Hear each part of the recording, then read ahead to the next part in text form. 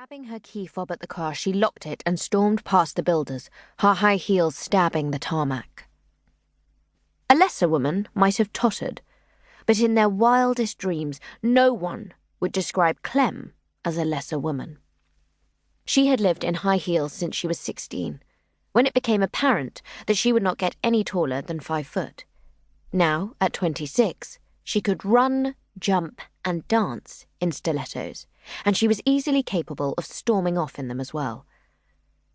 As she headed into the services, the builder shook his head in astonishment. His mate was now crying with laughter.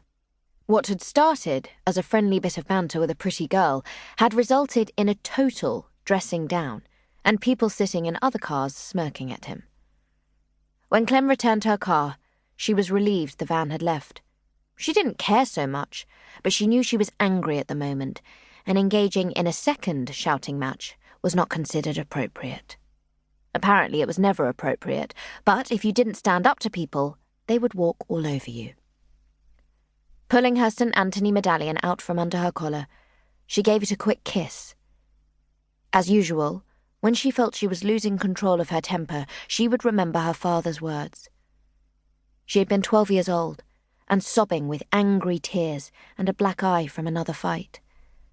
As he knelt down beside her on the floor, he cleaned her cut knees and then placed his medallion around her neck. St. Anthony has never let me down. If ever I felt lost or alone, I would say a few words to him, and I'd feel a bit better.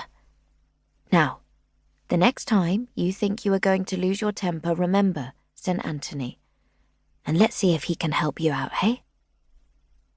Clem remembered how he kissed her on her head and told her to run along. 4 years later, he was gone.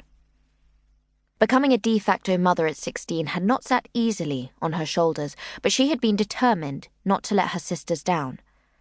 For a few years, the lack of her parents' calming influence had driven her a little wild, but as she'd grown up and got better at her new role, she began to settle.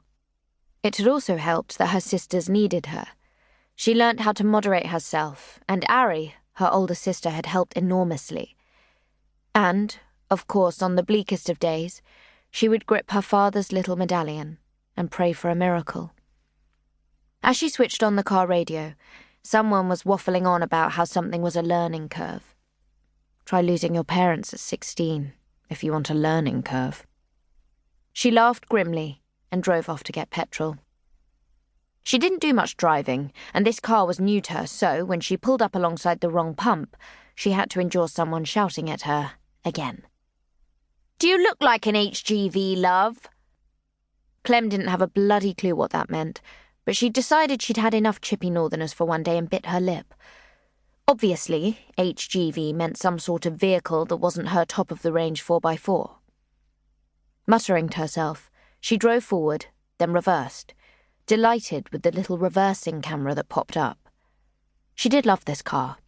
It had been her uncle's, but Ariana insisted that she had it. Ari felt that it was better suited to life in Scotland, besides which Ari didn't want her children in a car that she hadn't properly investigated. The light was fading as she passed the border into Scotland, but she hadn't expected to arrive in daylight. It was early May after all, and Scotland was famed for its lighter nights, but she had been surprised by just how early the darkness had fallen. Looking through the windscreen, she could see the clouds building. A storm was coming to Scotland. She felt that she was physically driving into the night and began to picture bales of soft cotton velvet in hues of purple, grey and black. Catching herself in a yawn, she decided that she would pull over for a rest at the next services.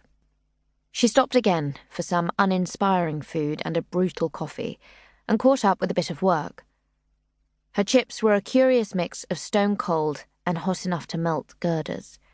She mixed them up in an attempt to spread the warmth and save her from burning her tongue again, and called Ari. "Are you there yet? What's it like?" "Not a hope. Think I've got a few more hours of driving, so I've pulled into the services for some tea and a spot of work."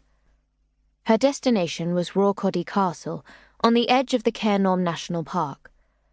According to what she had read, the area had lots of mountains, but presumably no one actually lived there. I mean, why would they? No shop.